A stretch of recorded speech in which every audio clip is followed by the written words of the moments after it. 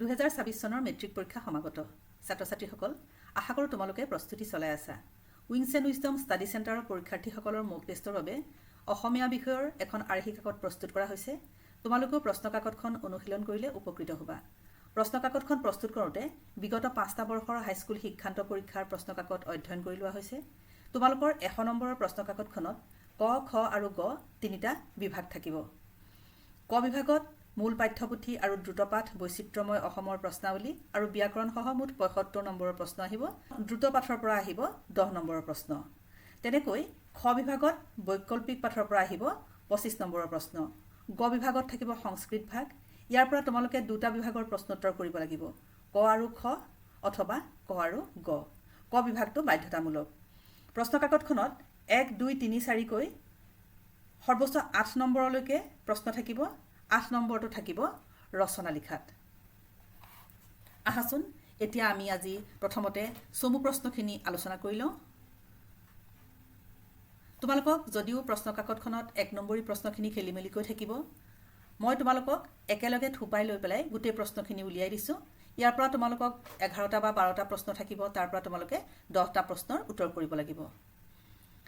তোমাৰ পাঠ্যপুথিৰ অন্তৰ্গত বৰগীতটি কোনে ৰচনা কৰা উত্তৰ শ্ৰী শ্ৰী মাধৱদেৱৰ দ্বাৰা ৰচিত খ 1935 চনত তেজপুৰত অনুষ্ঠিত হোৱা অসম সাহিত্য সভাৰ অধিৱেশনৰ সভাপতি কোন আছিল উত্তৰ ৰঘুনাথ চৌধুৰী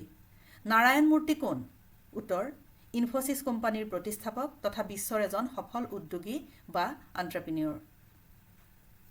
অসমৰ পুৰণি সাহিত্যৰ সমলবোৰ কি কি অসমৰ পুৰণি সাহিত্যৰ সমলবোৰ হৈছে অলিখিত গৰখীয়া নাম নিচুকনি গীত নাও খেলোৱা গীত বাৰমাহী গীত আইনাম বিয়ানাম বনগীত বিহুগীত দেহ বিচাৰৰ গীত মন্ত্ৰ সাহিত্য আৰু ডাকৰ বচন আদি জিকিৰৰ ৰচক কোন উত্তৰ আজান ফকীৰ ইৰাণৰ ইছলামিক গণতন্ত্ৰৰ প্ৰতিষ্ঠাতা কোন উত্তৰ ইমাম আয়াতুল্লাহ খোমেনী অসমৰ হেংদাং ক'ত জিলিকিল অসমৰ সমৰথলীত দুপৰৰ পূৰ্ণ আলোকত হৰে কৃষ্ণ ডেকাৰ একমাত্ৰ উপন্যাসখনৰ নাম কি উত্তৰ আগন্তুক ৰঘুনাথ চৌধুৰীক কি কবি বুলি জনা যায় উত্তৰ বিহগী কবি বুলি পুৰা গাঁৱত পহিলা বহাগ গ্ৰন্থখনিৰ লেখক কোন উত্তৰ সৈয়দ আব্দুল মালিক ফ্ৰম ভলগা টু গংগা কাৰ ৰচনা উত্তৰ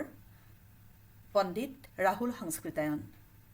কিহে অসমীয়া জাতিক অধিক কটকটীয়া কৰিলে উত্তৰ ভাষিক সংমিশ্ৰণে ছাত্ৰ ছাত্ৰীসকল ইয়াৰ পিছত মই তোমালোকক 2 নম্বৰী প্ৰশ্নৰ উত্তৰসমূহ কৈ দিম আজিলৈ ইমানতে থৈছো দ্বিতীয় ভিডিঅ'টোলৈ তোমালোকে অপেক্ষা কৰিবা ধন্যবাদ